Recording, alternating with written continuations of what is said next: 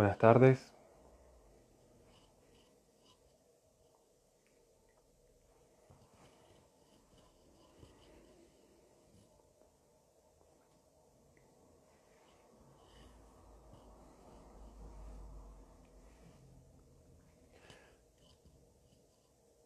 Ahora según el profesor y arrancamos. Sí, sí, hoy estoy vestido para la ocasión porque para mí es un honor tenerlo a nuestro querido profesor Miklos.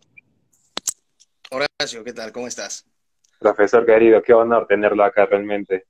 No, no, qué alegría para mí, qué alegría para mí. ¿Cómo va todo? Muy bien, ¿cómo está usted?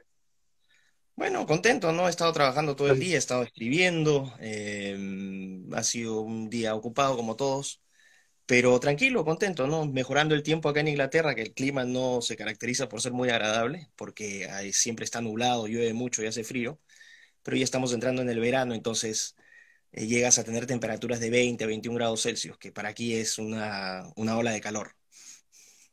¿Le fue difícil para usted la adaptación de la vida desde Perú, que es su tierra original, a Inglaterra, o pudo mimetizarse bien culturalmente allí?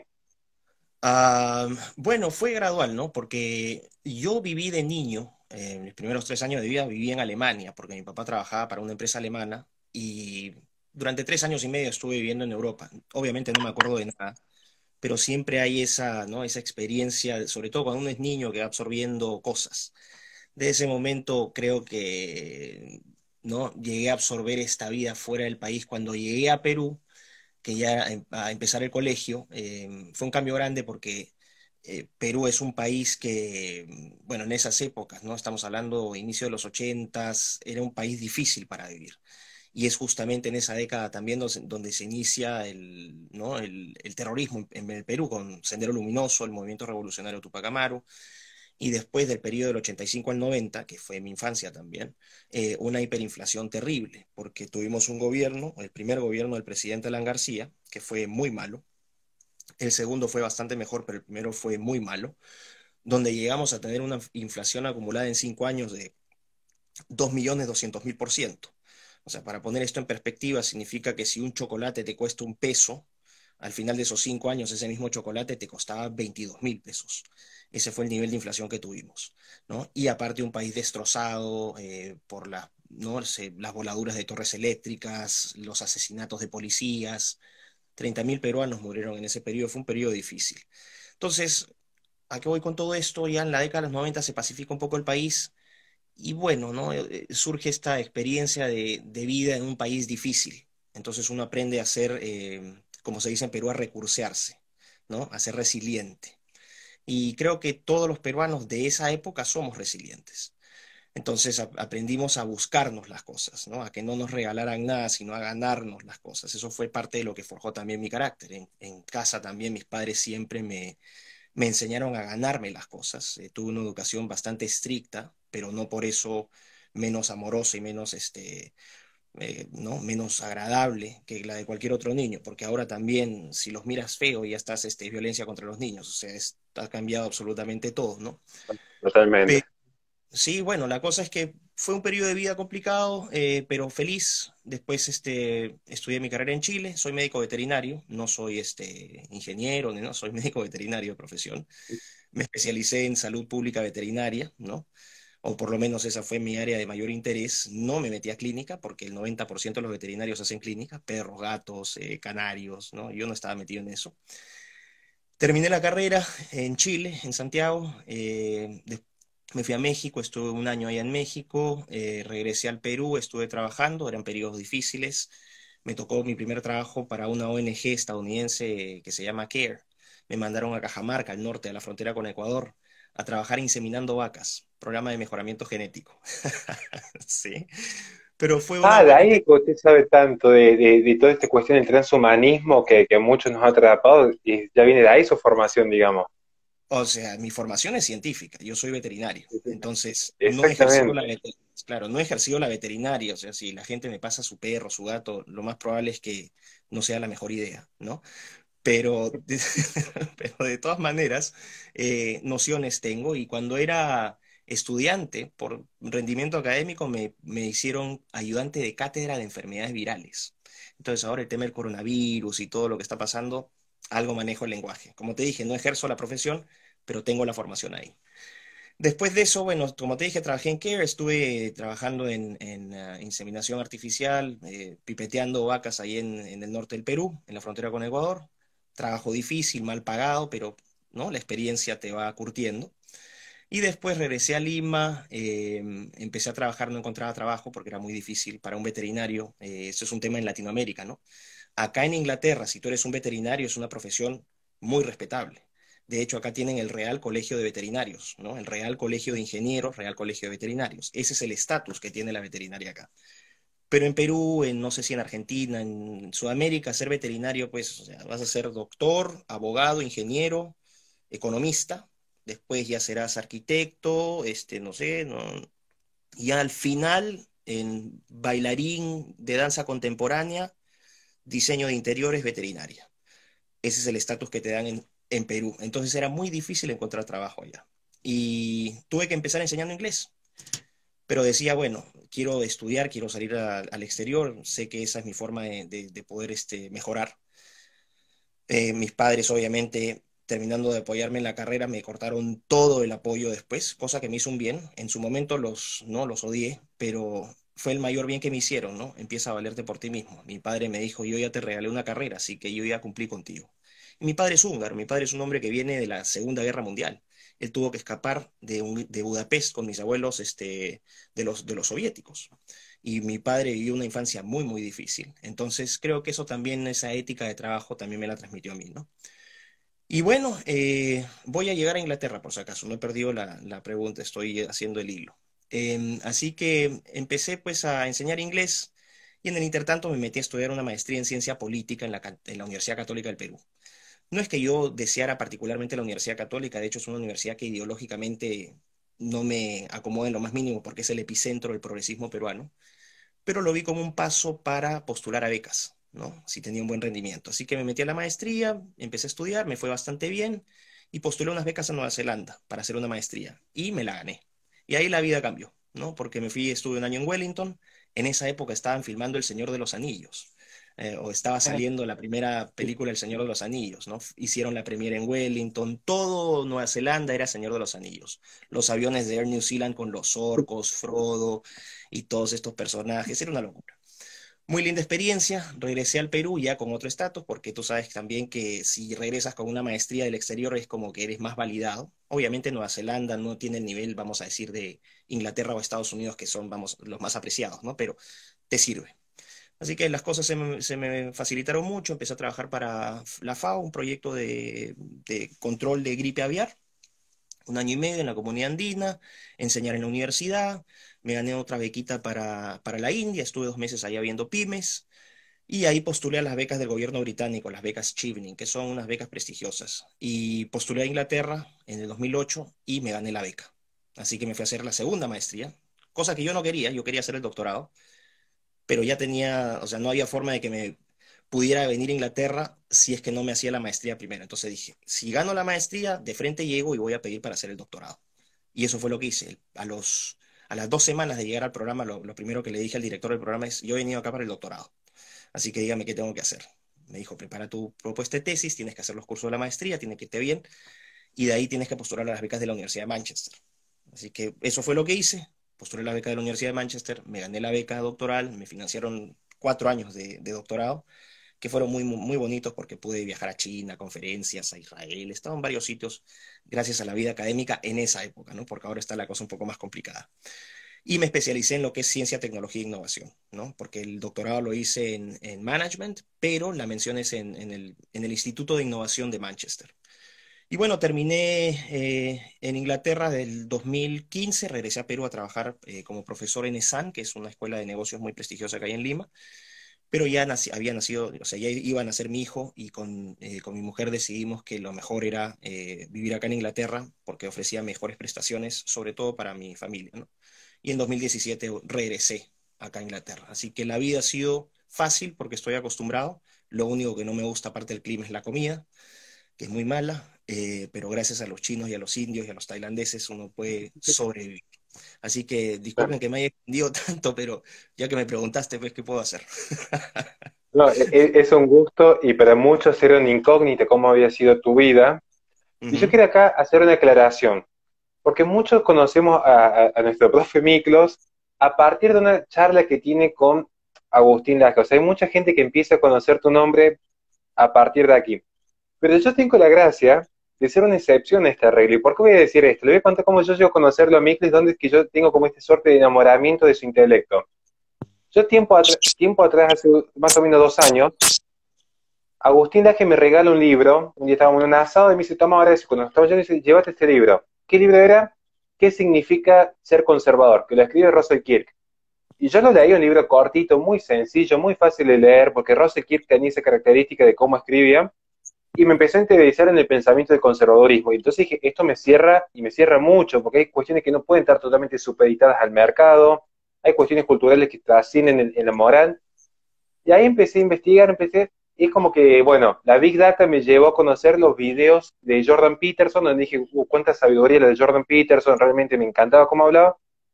Y en eso que uno se va interiorizando en el mundo de YouTube, que es lo más que tiene al alcance, un día buscando justamente sobre Russell Kirk y los 10 principios conservadores, encuentro un video muy particular de Miklos, que él decía, bueno, ¿cuáles son los principios conservadores? Y lo explicaba, pero con una lo que me atrapó de los videos de Miklos era justamente la forma sobre la que explica, la forma sencilla, era muy didáctico, un profesor que pudo sintetizar en 1 hora un tema que a muchos les llevó cerca de 500 páginas escribir, que era, bueno, estos son los principios. Yo dije, fascinante. Y luego ya nos empezamos a interesar con el tema del transhumanismo, que es un tema que no es tan conocido para muchos, pero que es la especialidad tuya, Miklos. Y entonces dije, ujú. esto se tiene que dar a conocer al mundo, o sea, no puede pasar desapercibido alguien con este conocimiento. Y entonces en este punto yo quería preguntarte, quizás que es como la tesis central de la charla de hoy, para vos, ¿qué significa ser conservador? ¿O qué significaría el conservadurismo, si lo queremos ver en esa perspectiva? Bueno, para dar un poco de contexto a esa pregunta, yo tenía nociones conservadoras, pero ideológicamente no estaba muy bien, no estaba claramente definido porque el momento histórico, te estoy hablando 2010, antes del 2010, la gente no se preocupaba tanto de los temas políticos porque no nos estaban presionando con el tema de género, no nos estaban presionando con la agenda LGTB, o sea, era una vida mucho más, ¿no? Diáfana, más tranquila. Pero cuando empiezo a ver, por ejemplo, en Manchester, Manchester es una, aparte de ser la ciudad que dio origen a la revolución industrial, acá tiene una tradición fuerte con el, ¿no? Aquí nació el capitalismo y aquí nació el comunismo. Marx y Engels, Engels la fábrica la tenía acá en Manchester. Manchester es una ciudad muy progresista, de orientación fuerte laborista en el partido, en la política británica. Y yo siempre he sido un enemigo acérrimo, acérrimo del comunismo. Yo detesto el comunismo. Lo detesto por lo que le pasó a mis padres, a mi padre y a mis abuelos, ¿no? Y lo detesto por lo que sufrió mi país con Sendero Luminoso y el MRTA. Así que yo la aversión que tengo por el comunismo es completa. Pero en ese momento ya veíamos el reciclaje, ¿no? O sea, era un discurso colectivista, un discurso de, ¿no? Vamos a decir, de lucha, ¿no? De contraposiciones, que es básicamente el neomarxismo, el reciclado, ¿no? O sea, cambias la dialéctica capitalista, proletario, por hombre-mujer, ¿no? Viejo-joven, etcétera, etcétera, ¿no? Y yo veía cómo acá en la universidad se promovía mucho el tema del género, el tema LGTB, y yo me rebelé, o sea, yo me rebelé frente a eso. Y empecé a profundizar un poco más sobre, ¿no? Temas ideológicos. Y a fines del 2011, principio del 2012, no recuerdo bien, un compañero del doctorado, que no era mi amigo, porque era un progre, muy pesado, publica un artículo, publica en su página de Facebook el video de Scruton, ¿no? De Beauty, Belleza, que es un documental que él hace para la BBC. Y bueno, y obviamente con unas palabras así como este viejo ridículo que está pensando, ¿no? En los pajaritos y es un pobre tonto, ¿no? Y yo me puse, y yo creo que ese fue lo que me gatilló a ver, porque si yo decía, si este idiota está diciendo que esto es una porquería, entonces debe ser bueno. Así que empecé a ver el video y me cambió la vida. Literalmente me cambió la vida, porque era una voz, primero su tono de voz, ¿no? Muy tranquilo, la voz de un sabio, literalmente. Tú sabes, a lo largo, cuando uno va ganando experiencia y vas interactuando con gente, tú más o menos ya vas aprendiendo a distinguir al charlatán del que sabe. Y este hombre, tú te das cuenta que era una enciclopedia. Entonces, me gustó mucho el enfoque que le dio, ¿no? Cuando hablaba de los urinarios como muestras de arte, o ¿no? Este artista italiano que había puesto sus muestras de caca dentro de una lata, el arte kitsch y todas estas tonterías, ¿no? Y cuando hablaba de la arquitectura de Inglaterra en la década de los 60, que era ¿no? Este estilo brutalista, de todos confinados como ratas en sitios horrorosos, y quedé marcado con eso. Así que empecé a buscar un poco más de Roger Scruton, ¿no? Y empecé a leer su libro. Él había escrito un libro antes de que todo esto acá lo tengo, que es la joya de mi, ¿no? Esta es la joya de mi biblioteca porque lo quería compartir con todos ustedes. ¿Y ven ahí? Sí, sí, una maravilla, realmente. Ok, este libro es literalmente la joya de la corona en esta biblioteca. Una biblioteca humilde, pero no pujante. Bueno, entonces empecé a leer sobre Scruton, los artículos que él escribía. Él había sido director de The Spectator, que es un journal conservador, una revista conservadora muy importante. Y cada cosa que leía de él era una iluminación, literalmente, porque uno no encuentra palabras a veces, ¿no? Y para encontrar forma de defenderte de tal tiranía ideológica como es el progresismo, tú requieres haber absorbido un montón de materias en diferentes temas y después la capacidad de integrarlas, porque son temas muy complejos y muy amplios, pero todos tienen al final un punto en común. Y creo que en Scruton, la sabiduría de Scruton radicaba en hacer simple lo complejo, ¿no? Y reducirlo a Sí. bloques. Y literalmente me cambió la forma de ver la vida. Entonces, supe en 2017 que él iba a hacer ¿no? Todo lo que era Scruton yo lo buscaba, lo leía, y supe que en 2017 él iniciaba una academia, ¿no? Que en ese momento se llamaba la Escuela de Verano Edmund Burke, en honor a Edmund Burke, el gran Sí. conservador inglés.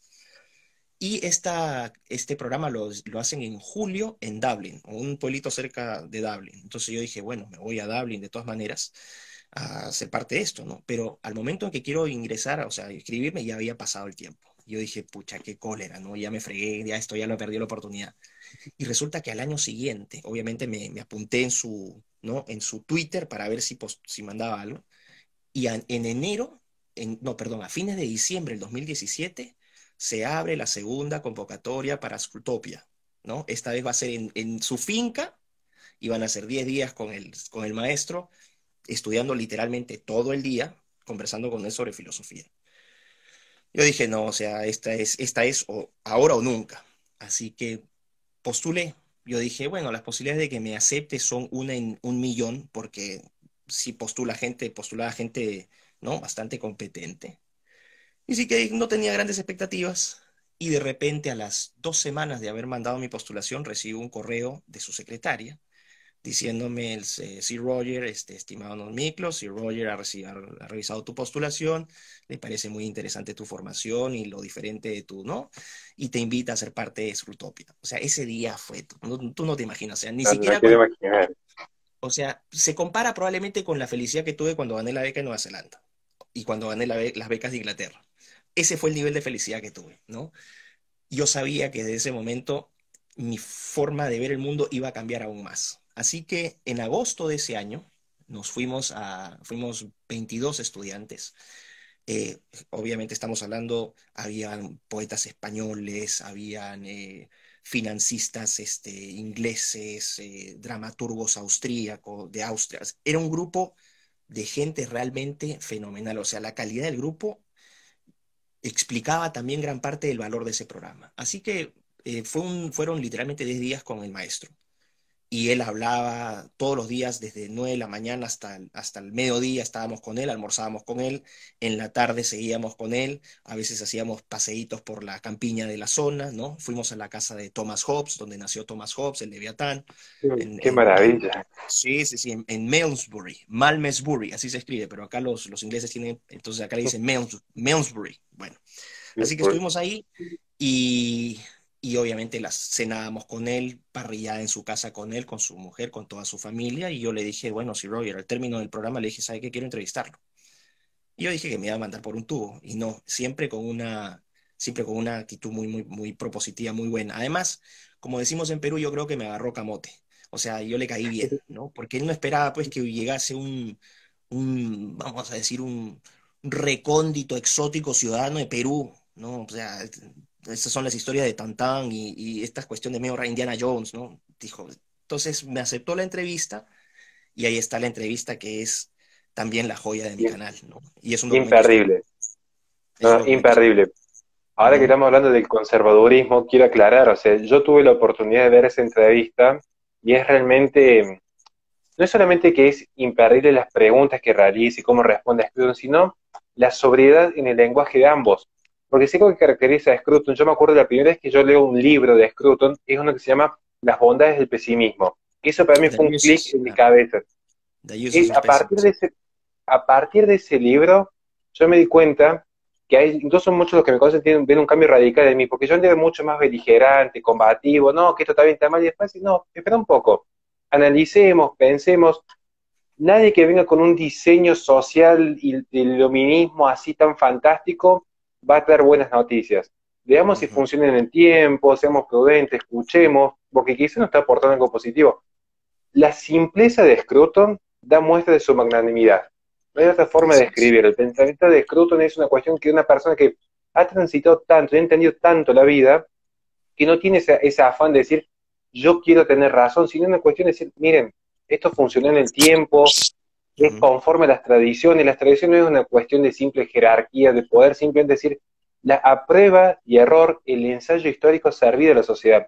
Y yo creo que en parte el pensamiento conservador tiene esa conciencia histórica, lo he notado en así muchos es. historiadores. Ujú, El propio Edmund Burke, cuando escribe su libro de lo sublime y lo bello, ya hace un racondo impresionante de lo que es realmente la belleza para el hombre y lo traslada, y lo hace de forma tan prudente ese traslado que hace a la vida, diciendo, una cosa es lo que te gusta, puede ser que te guste o no el chocolate, pero todos sabemos que tiene un determinado sabor. Y esta cuestión de la belleza es un término universal. Y yo creo que un ujú, poco en ese documental que hemos descrito se puede ser que se ampare en este libro. ujú. Eh, bueno, no sé, como tú has dicho, ¿no? La magia de Scruton radicaba en su simpleza, en la potencia de su, ¿no? Una prosa muy elegante, porque escribía cuando lo lees en inglés es aún más, si es que uno puede hacerlo, ¿no? Es aún más agradable, porque el hombre economiza palabras, pero cada frase es un compacto vitamínico, proteico de conocimiento brutal, ¿no? Entonces, yo de esa perspectiva, claro, sí, fue un honor. Em, Ahora, con respecto a lo que tú decías del conservadurismo y este apego a la historia, ¿no?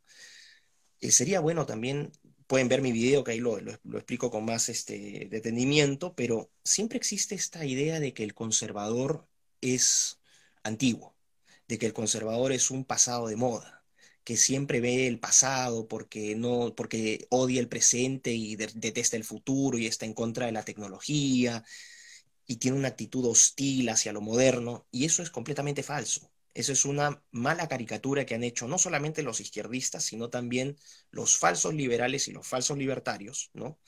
Que vamos a decir, han utilizado al conservador como chivo expiatorio. Cuando digo malos liberales y malos libertarios, me refiero a los liberprogres, ¿no? Eso es una forma de resumir los liberprogres. Y aquí haría bien en explicar qué hace alguien un progre. Un progre no es necesariamente de izquierda, ¿no? Puede ser también de derecha. Pero el progre tiene algunas características. Es ateo, todo progre es ateo. Todo progre es universalista, es decir, cree que su ideología, sea de izquierda o derecha, debe ser aplicada en todo el mundo y para todos por igual, es decir, hay una vocación totalitaria. El progre también es, vamos a decir, es amante, y este es el punto vamos, que los une a todos. El progre es cientista. La fe no es en Dios, sino en la religión, o sea, perdón, en la ciencia. Y para el progre, la ciencia y la tecnología son la respuesta, ¿no? A todas las preguntas. Pero mira qué interesante observación hace aquí C. Roger Scruton. Él dice, la ciencia no puede, la ciencia te puede responder muchas preguntas, pero la ciencia no es el epicentro de la verdad, por una sencilla razón, porque la ciencia no te plantea todas las preguntas, no puede planteártelas. Este es un punto fundamental. Tú puedes responder muchas preguntas, pero la ciencia no te plantea todas las preguntas. Y conversaba hace poco con un grupo de chicos colombianos, ¿no?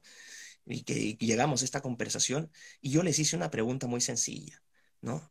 Díganme cuál es su propósito en la vida y mediante el método científico lleguen a la solución. O sea, me voy a quedar, o sea, nos podemos quedar esperando acá, ¿no? Entonces, por favor, explíqueme mediante el método científico cuál es el propósito nuestro en la vida. Y ahí es, entonces, cuando tú ves esa combinación de ateísmo, ¿no? De totalitarismo o de universalismo y este cientismo, este amor por la ciencia, tú inmediatamente vas a descubrir a un falso liberal y a un falso libertario. Entendiendo por liberal la noción latinoamericana de liberal, es decir, el liberal que cree en el mercado y está hacia la derecha, porque la noción de liberal en Europa y en los Estados Unidos es Totalmente socioliberal, distinto. un liberal de centro izquierda, ¿no?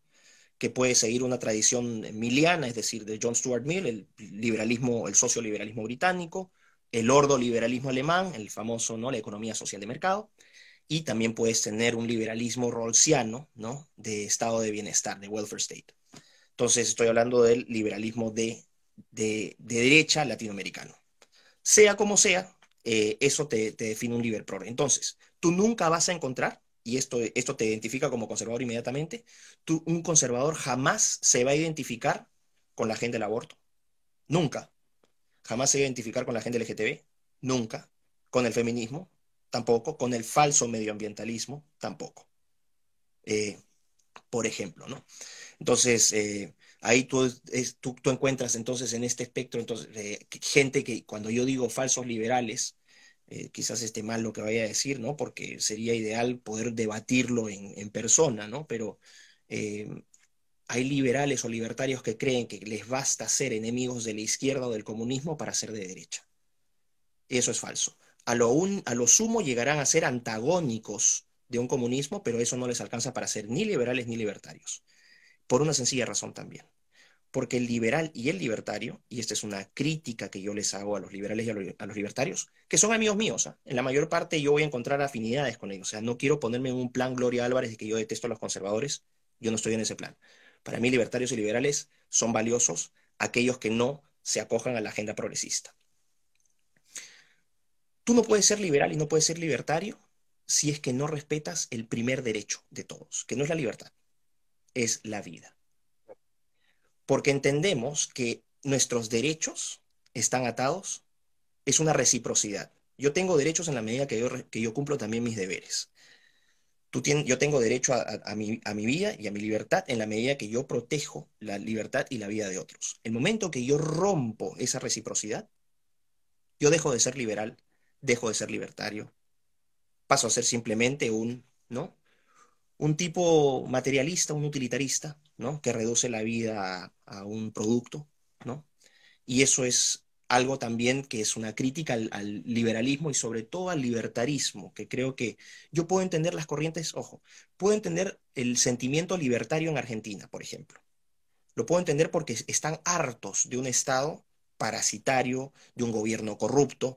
La gente está harta porque el gobierno, el Estado ha sido saqueado, como Javier, he escuchado muchas veces a Javier, a Javier Milei que dice esas cosas, y yo lo entiendo, yo me identifico con esa furia, con esa desesperación, ¿no? Con esa cólera, que es muy bien, que está muy bien justificada. Pero el problema es que cuando tú eliminas completamente el componente Estado, también cometes otro error. O sea, esa es mi visión, ¿no? ¿Por qué? Porque tanto mercado como Estado, sin contrapesos, terminan siendo totalitarios por diferentes mecanismos. Totalmente Y de acuerdo. ese es el gran problema que yo siento con el libertario. El libertario se enamora demasiado del mercado y al final se vuelve utilitarista y en muchas ocasiones reduce al hombre a un ser transaccional, al famoso homo economicus. Esto también pasa con los liberales, ¿no? Entonces, eso creo que es un problema que tienen los liberales y los libertarios. Otra cosa también, yo por ejemplo me identifico como un conservador liberal en el sentido en que adscribo vamos a decir, las teorías, ¿no? O las observaciones no las teorías, sino las observaciones de Friedrich Hayek. Hayek, ¿no? O sea, yo soy un conservador hayekiano, ¿no? En lo económico, porque como planteo en el video, ¿no? El conservadurismo no tiene doctrina económica. El conservador no tiene una doctrina económica. Entonces la tiene que pedir prestada. Y la mayoría de conservadores la pide prestada a la escuela austríaca y en especial a Friedrich Hayek. Y por eso es que hay una afinidad también ideológica entre conservadores y liberales y libertarios, por ¿no? Este puente económico. Me identifico entonces con lo que te decía, con esta visión hayekiana. Pero el problema del libertario es que a veces o el liberal, reducen al ser humano a un ser transaccional. Y ese para mí es un problema, porque el ser humano es algo mucho, mucho más complejo, ¿no? Decía Roger Scruton en mi entrevista, lo pueden ver, por ejemplo, ¿no? Él decía, la familia no es una respuesta a un problema económico. Exactamente. Esa es otra frase muy potente y concluyente, basada en evidencia empírica. Las familias no solamente surgen como una necesidad frente a, ¿no? a escasez o a frente a abundancia. Surgen porque sobre eso están los lazos entre las personas, el amor, la solidaridad, que no son entelequias ni abstracciones, son cosas concretas. Tú cuando te levantas en la mañana y estás en tu casa con tus padres y los abrazas, eso es una muestra, es una evidencia empírica de la expresión de amor. O cuando te sacas una buena nota en la universidad y se la enseñas a tu enamorado, a tu enamorada, a tu pareja. Eso no responde a una lógica económica. Y son ejemplos concretos, o sea, es experiencia, evidencia empírica. Creo que eso, el problema vamos a decir, exacerbar la dimensión teórica es que se pierde, en nombre de la racionalidad, ojo, esto es muy interesante, se pierde esta dimensión trascendental del ser humano. El hombre es mucho más que un autómata que consume, que hace cálculos de relaciones costo-beneficio, ¿no? Hay unas complejidades mucho mayores que hacen que nuestras vidas sean tan maravillosas. Entonces, esa es también otra crítica que yo le hago vamos a decir, al libertarismo más puro, al liberalismo más friedmaniano, si es que vamos a ponerlo de alguna manera. Pero ojo, no me quiero pelear con ellos, ¿ah? Estamos en la misma causa, con los verdaderos estamos en la misma causa, son mis amigos. Tengo amigos liberales y tengo amigos libertarios, así que simplemente y les mando un saludo a los que han estado escribiendo ahorita por el chat. Google, porque todo lo que estás diciendo y se me viene a la mente, un día estábamos conversando en una reunión privada, en un pequeño meeting que hicimos con la fundación, había venido Nicolás Márquez y estábamos justamente agasajando a Agustín Laje, que ya se nos iba para España. Entonces, en esta reunión surgieron un par de temas y hablamos justamente del tema del liberalismo, y Agustín hizo una apreciación y que era muy prudente, porque yo estaba insistiendo que los puntos en común que puede tener tanto el conservadurismo con ciertas corrientes de pensamiento, digamos, socialista, es que ambos coinciden en cuanto a la validez de la historia. La gran diferencia es que el conservador toma aquello que ha fundamentado a la sociedad, el socialismo intenta hacer desaparecer la historia, resetear todo el tejido social y crear algo nuevo, pero reconoce el valor histórico. En cambio, el liberalismo sostiene que no, se puede crear toda una abstracción. Y Agustín aquí dijo algo muy prudente, dice, fíjate cuáles son los ejemplos que siempre cita el liberal promedio. Estamos hablando de un liberal promedio. John Galt, Robinson Crusoe, todos personajes ficticios que están desarraigados de la historia. Entonces, en ese sentido, quisiera preguntarte a vos, ¿qué valor tiene para el conservador la historia? Es fundamental. Y eso nace de probablemente la píldora de sabiduría conservadora que resume el pensamiento conservador como nadie lo ha hecho en otra ocasión, que es Edmund Burke. El liberal habla del contrato social, ¿no? Esa es la forma en que nosotros nos relacionamos. Un contrato social con el Estado, con nuestros pares, con los ciudadanos, y con este contrato social funcionamos como sociedad. El caso del conservador es distinto, y Burke lo dice de esta manera. Es una asociación del hombre con los que murieron y con los que están por nacer. Esta es una maravilla. Esto es, para mí, y yo lo he dicho miles de veces, esta frase tiene una belleza y un sentido muy profundo, porque significa honrar a quienes nos antecedieron, ¿no? Y trabajar, disfrutar la vida, pero también para asegurarle un futuro a aquellos que vienen. Eso resume el pensamiento conservador. Y ahí está la importancia de la historia, honrar el pasado. Dicen que hay un ruido, no sé, yo no tengo ningún ruido. ¿Tú tienes algún ruido? Puede ser cuando haya hablado, quizás, pero ahora no Ah, se siente. no, no, yo estoy bien. Bueno, dice que cuando hablas se escucha algo de interferencia, Evelyn. Bueno, ojalá que se mejore. Bueno, entonces vamos a volver a lo que estaba diciendo. Entonces, ahí está esta asociación. Ojo, Burke no usa la palabra contrato, utiliza la palabra asociación. O sea, le da una dimensión humana, no le da una dimensión transaccional, ¿no? Entonces, ahí tenemos un punto importante. ¿Por qué la historia es tan importante?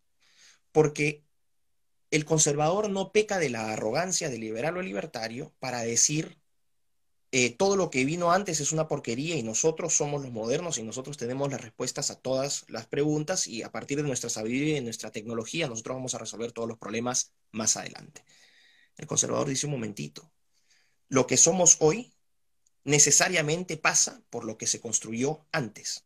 Y ojo, se construyó a través de mecanismos de prueba y error. Es decir, cometiste errores, lo arreglaste. Hiciste algo bueno, lo preservas. Y aquí ato con otro mito del conservador, ¿no? Que se dice que el conservador es contrario a la reforma. No. Un tema central del conservadurismo, central en la, vamos a decir, en el pensamiento, porque no es una ideología, es una actitud, es un pensamiento.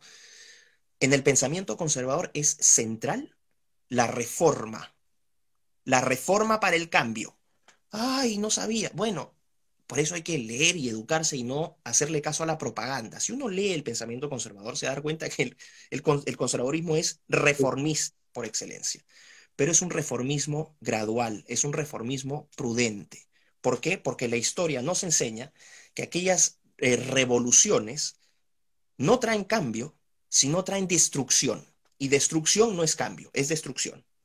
Y ahí están las diferentes revoluciones, las guerras civiles en Inglaterra en el siglo XVII, la famosa Revolución Francesa en el siglo XVIII, la Revolución Bolchevique, la Revolución Comunista China, ¿no? Destruyeron absolutamente todo. Y el costo que eso tuvo en vidas humanas, en sufrimiento, porque ahora, claro, es bonito decir cuando yo escucho estos amantes de la Revolución Francesa dicen, ¿no?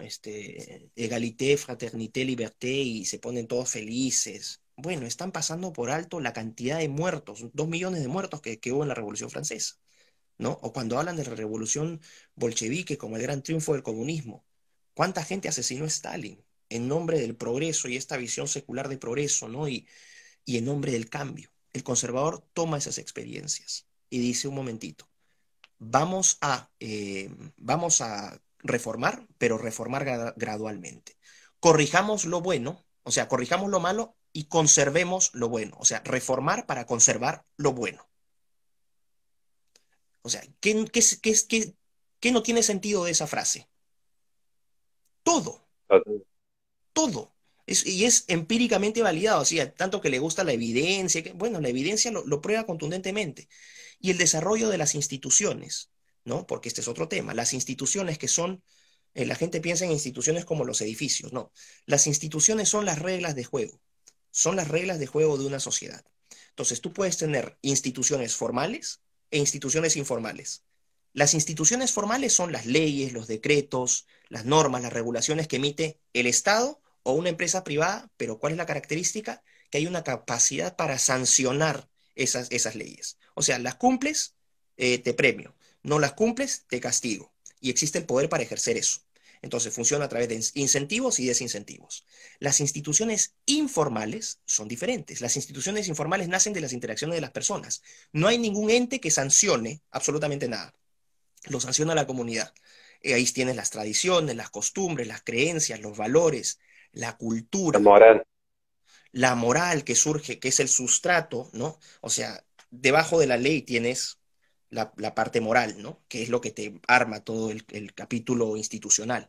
Entonces, Burke decía, ¿no?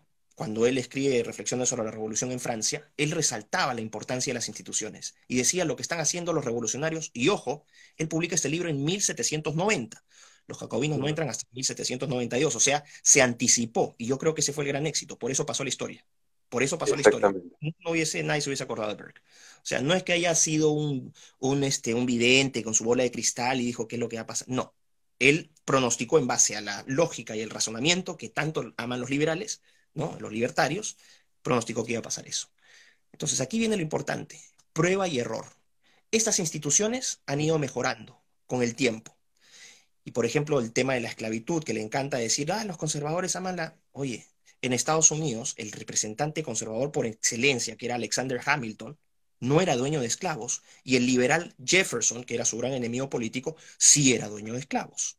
Y el gran liberador de los esclavos en los Estados Unidos fue el conservador republicano Abraham Lincoln. Y hasta, ¿no? Y los grandes poseedores de esclavos eran los demócratas, es decir, vamos a decir, la gente, los liberales estadounidenses. Entonces, ha habido una enorme distorsión de la historia para presentar al conservador como un enemigo del progreso y un enemigo de la libertad. Y aquí hago otra aclaración, si me lo permites.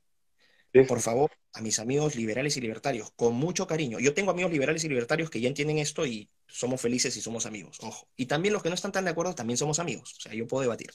Pero vamos a decir lo siguiente. Ni liberales ni libertarios tienen el monopolio de la libertad. El conservador ama la libertad y la defiende y la promueve tanto como los liberales y los libertarios. A diferencia, pero existe una diferencia fundamental entre la libertad que defiende o promueve el conservador y la libertad que promueve o defiende el liberal y el libertario.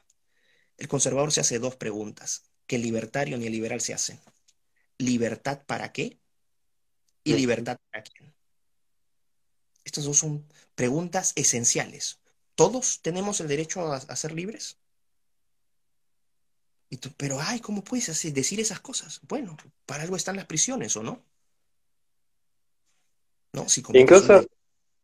Dime, dime. incluso Roger Scruton, yo me recuerdo patente cuando leo justamente las bondades del pesimismo, hace una aclaración en este punto, que él sostiene, no existe tal cosa como una libertad abstracta que ya no se nos viene impregnada en la propia humanidad, sino que es una concesión que se realiza desde la sociedad para el individuo y es recíproca del individuo hacia la sociedad. Habla de la Así libertad más es. como una concesión que como una abstracción pura y ajena a la persona en sí misma. Entonces, ese concepto de libertad que aporta Scruton es trascendental, porque Así incluso él es. funda la libertad en base a las tradiciones diciendo, como amamos la libertad, nos sujetamos a la historia para corroborar qué sistema nos permitió justamente desarrollarnos mejor en base a la vida, la libertad y la propiedad privada. El occidental. El occidental. Exacto. ¿No? Y otra cosa. John Locke, el padre del liberalismo clásico inglés, el padre del Ese liberalismo ejemplo. inglés. El padre del liberalismo inglés y vamos a decir el abuelo de todo el liberalismo. ¿Ok?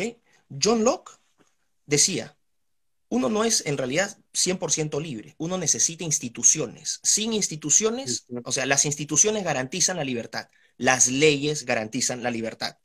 Y cuando existen leyes, ya por default, por obviedad, no eres 100% libre, ¿no? Pero justamente ese marco institucional, ese marco legal, es lo que te garantiza a ti el ejercicio de tu libertad, porque tiene que haber ciertas concesiones. Esta noción abstracta, purista, ¿no? Con esteroides de libertad, no nos lleva a ninguna parte porque, como digo, ¿libertad para qué? ¿Para qué quieren ser libres? Puede parecer una pregunta estúpida, pero si la gente se pone a pensar profundamente sobre esto, va a llegar ¿no? Y le da vueltas a este asunto, va a llegar a conclusiones sorprendentes. ¿Para qué quieren ser libres? Le hago la pregunta a todos los amigos que nos están viendo, reflexionen sobre esa pregunta y van a llegar a conclusiones muy, muy interesantes, ¿no? ¿Todos somos libres? O sea, ¿podemos ser libres en un estado natural? Ni en el estado natural de Hobbes éramos libres, porque venía el más fuerte y te agarraba a tortazos y te quitaba en ese tiempo a tu hembra, ¿no? Mataba a tus crías y tú desaparecías. No eras libre. Entonces, las instituciones, como bien dice Locke, nos garantizan la libertad.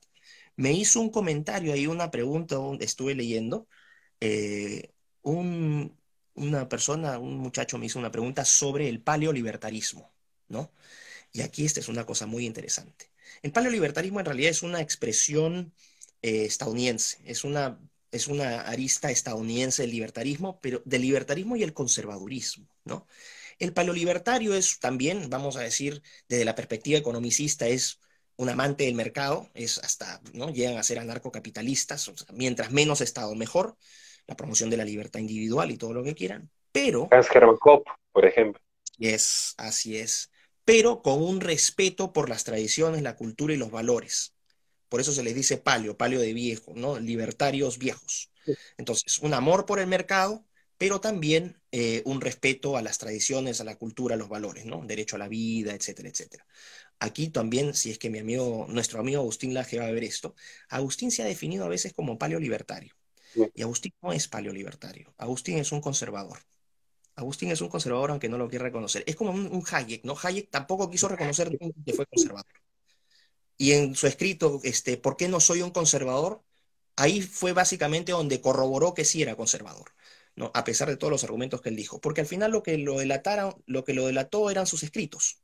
Los escritos, o sea, él puede decir escribir lo que quiera al final de su vida, pero los escritos a lo largo de su vida demostraron que Hayek tenía una vena conservadora también, en lo familiar, ¿no? En el respeto a las instituciones religiosas, al ordenamiento de la sociedad, ¿no? A la reciprocidad, que son cosas que tú en el lenguaje liberal y libertario no las vas a encontrar.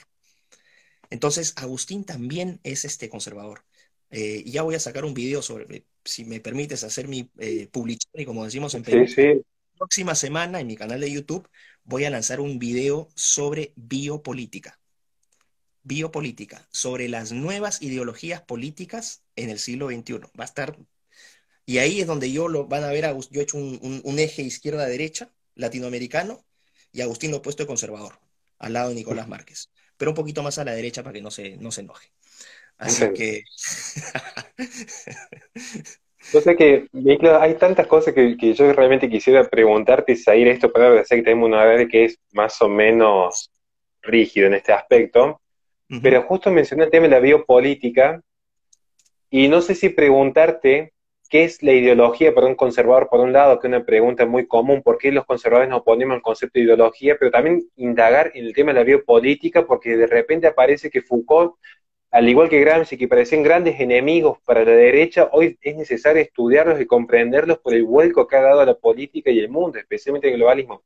Así que yo dejo a tu criterio que elijas desarrollar en los 15 minutos que nos quedan, o biopolítica, Foucault, lo que quieras hacer este análisis, o por qué los conservadores no creemos en las ideologías, o al menos nos oponemos a considerar el conservadurismo como una ideología. Bueno, Usted elige. nos vamos a quedar cortos de tiempo porque si estuviéramos allá en Argentina, como dicen, con un asado, unas chelas, unas cervecitas, ahí estaríamos, pero metiéndole duro y parejo. Pero bueno, estamos en esta situación de coronavirus, así que vamos a ponernos más pragmáticos. Voy a contestar las dos. Voy a contestar las dos. La primera es, Claro, ¿qué piensa el conservador de las ideologías? El conservador, por naturaleza, es escéptico, pero es un escepticismo sano, no es el escéptico de que no creo nada de nada porque soy un rebelde sin causa. El conservador es un rebelde con causa.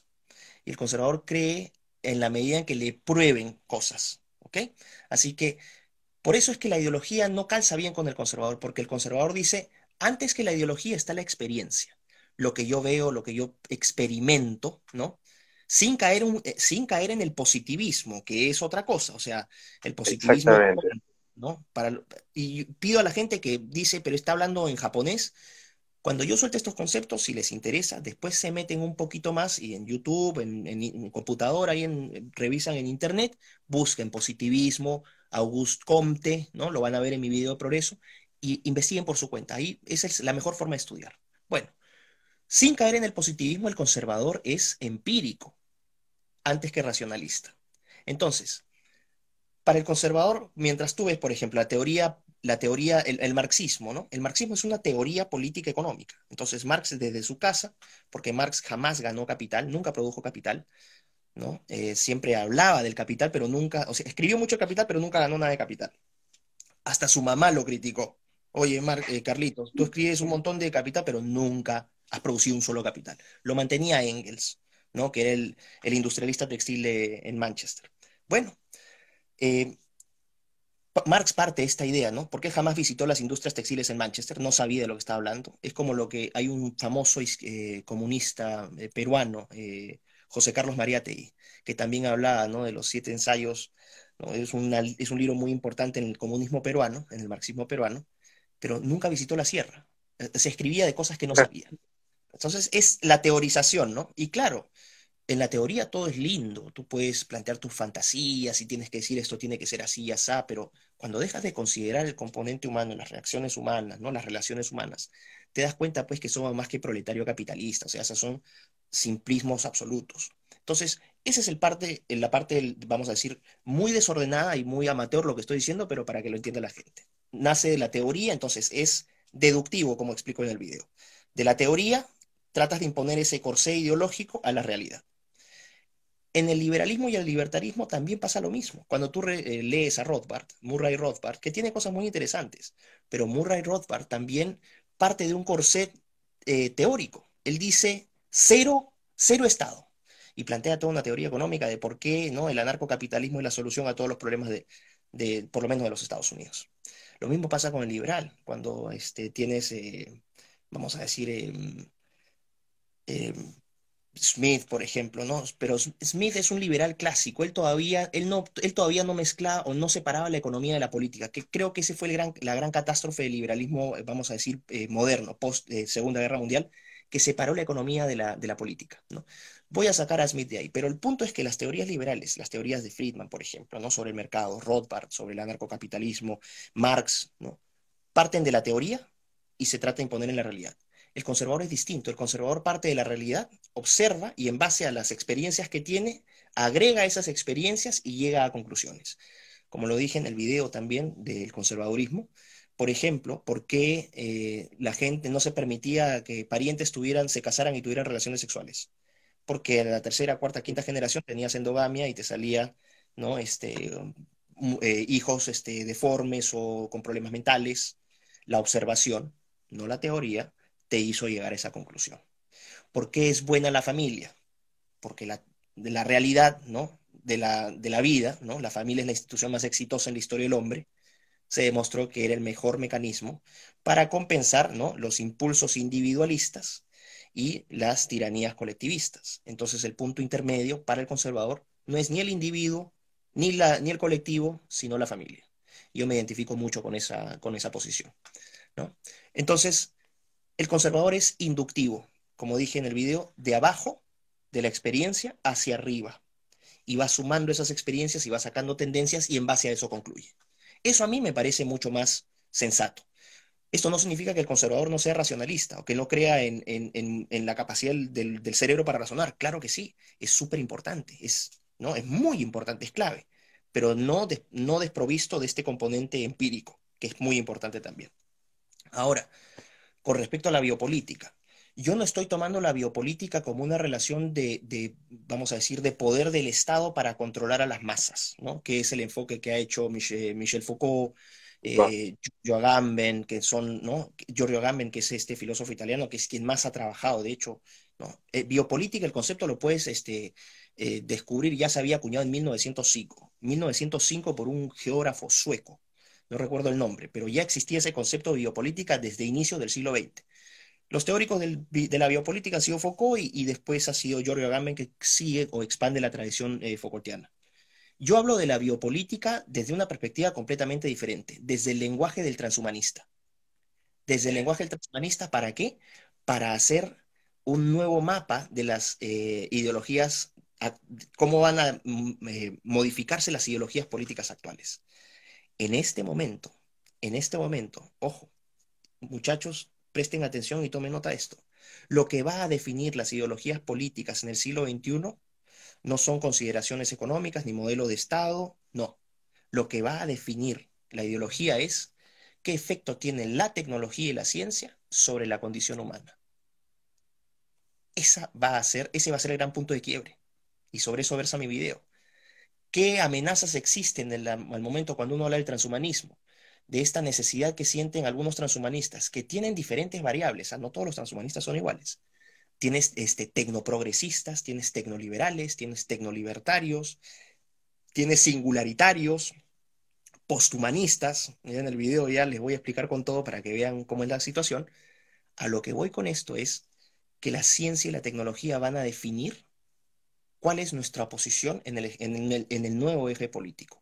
Y este nuevo eje político ya no, la gente dice, ya no se habla de izquierdas y derechas. Y tienen razón, poco a poco estamos mirando hacia un nuevo paradigma ideológico. ¿Qué efecto va a tener esa ciencia y esa tecnología sobre la condición y la naturaleza del hombre? Ahí está el asunto. Pero no voy a adelantar más simplemente porque quiero que vean mi video, así que... ¿ah? Ah, muy bien. Nos quedan los últimos 5 minutos, Miklos.